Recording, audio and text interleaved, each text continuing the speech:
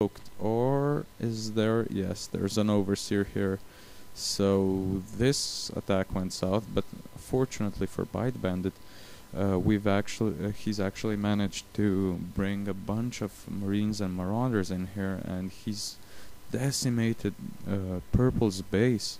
Purple has only 3 supply depots and about 1 Marine and 7 SCVs and the command center, so he's basically being pushed to the beginning of the game. Not looking very good, but so has Lucifer, except if we look at the resource patches, Lucifer has actually mined a lot more, and I'm actually trying to make a few drones just so I can keep my ally mining. I'm not really paying much attention to his army, but just enough so we get that bonus, because although he left, we are still not defeated. I have a huge Hydra army here that is going to start chewing on these mutas very soon. And oh, I never even noticed this during the game. Gorka has grabbed a gold expansion very close to me, and I never even checked it out. So that's one thing to note. Ninja expansions rule. I mean, if you look at me right now, my main is not even nearly saturated, but I've got enough spore crawlers in my main as well as my expansion that any sort of muta harassment is doomed to fail, even in greater numbers, because I can just take this huge ball of Hydras and attack their main and they won't be able to do anything. Now, as you can see, Terran is trying to do something here. He's trying to get back into the game, while Bite Bandit's banshees keep harassing. And Bite Bandit, I think he should actually evac all his forces from this medvac and put them into the other one, because if this one dies, this is a lot of money and there is very little health on this medvac. But fortunately, there's a huge war going on here. A bunch of stalkers, a bunch of mutalisks, and a bunch of zerglings just ran into my Hydra army. Now, my Hydras are not very forgiving.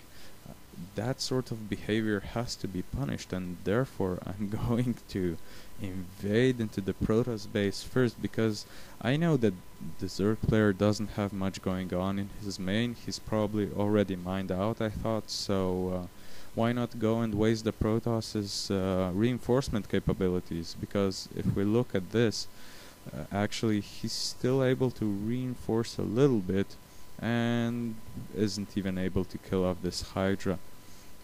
So right now I'm taking out all of his pylons, as many as I can, so I lower his supply and to unpower all these buildings, which I have successfully done. And at this point the Terran is being attacked by my teammate, and he has left the game because he knows he won't be able to do anything. So has Nate, and I keep massing my Hydras. This is very important. Even if you're in the middle of a battle, keep making units, because if you get defeated and then you find out I have no units and your opponents retaliate, it's going to be very bad for you. So some of my Hydras died here, but basically I've destroyed the 3rd or 4th army of Gorkas, and perhaps if he got these Broodlords a little sooner, they might have been able to fend off my Hydras.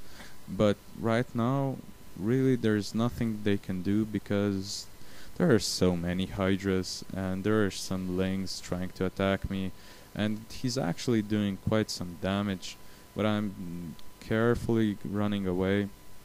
And you can see I'm counting on the support of these 2 Vikings, because Vikings versus Broodlords, that's a completely one-sided battle. There is no way Broodlords can destroy Vikings. So right now I'm just taking my Hydras here, so they take the fire from the Broodlords while my allies' units try to clean up this base.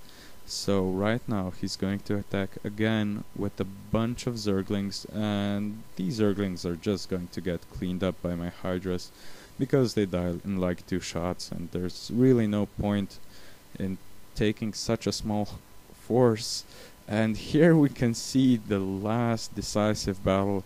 A bunch of hydras basically massacred these mutas. There are still some left here, but Gorka knows that there's nothing he can do anymore, and he leaves the game.